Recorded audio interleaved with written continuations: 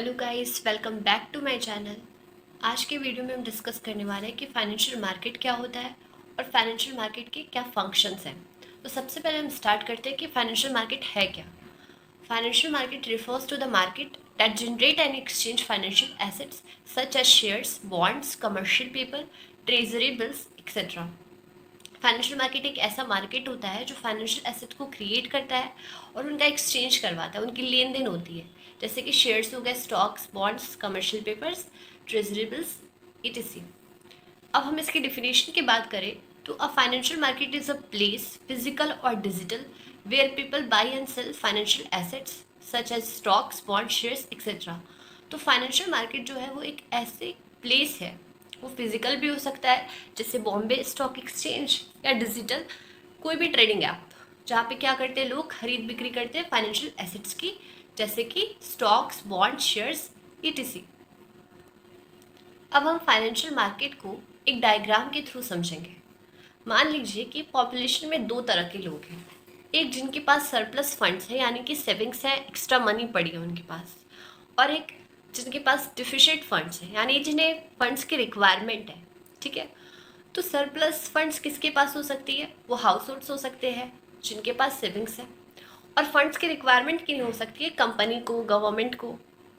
ठीक है, तो क्या होता है कि जो हाउस होल्ड्स है ना, वो अपनी सेविंग्स को फाइनेंशियल मार्केट में जमा करवाते हैं, और फाइनेंशियल मार्केट के थ्रू वो कंपनी के शेयर खरीदते हैं। ठीक है, और इसके बदले में उन्हें क्या मिलता है? उस पर रिटर्न मिलता है। ठीक है, और इससे क्या होता है कि कंपनी को अपनी कैपिटल की रिक्वायरमेंट पूरी हो जाती है। तो इस तरह से फाइनेंशियल मार्केट जो है वो एक लिंक की तरह काम कर रहा है लेंडर्स और बोरोवर्स के बीच। जिन्हें कैपिटल की रिक्वायरमेंट है और जिनके पास सेविंग्स है, उन दोनों को ये मिलाता है। इस तरह इन दोनों को ये कनेक्ट करता है। तो हम कह सकते हैं कि फाइनेंशियल मार्केट क्या है?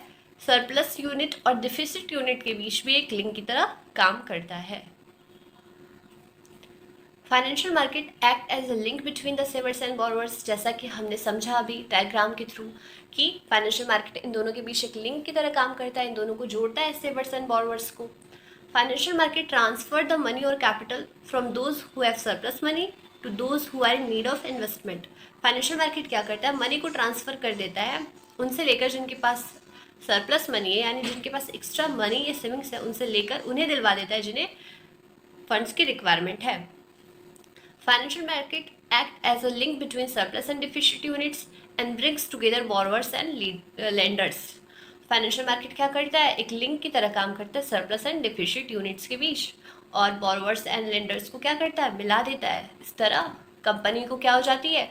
उसकी कैपिटल की रिक्वायरमेंट पूरी हो जाती है, और जो लेंडर्स होते हैं उन्हें इसके बदले में रिटर्न मिलता है। ओके, अब है कि फंक्शंस ऑफ फाइनेंशियल मार्केट। क्या क्या फंक्शंस हैं जो फाइनेंशियल मार्केट परफॉर्म करती है?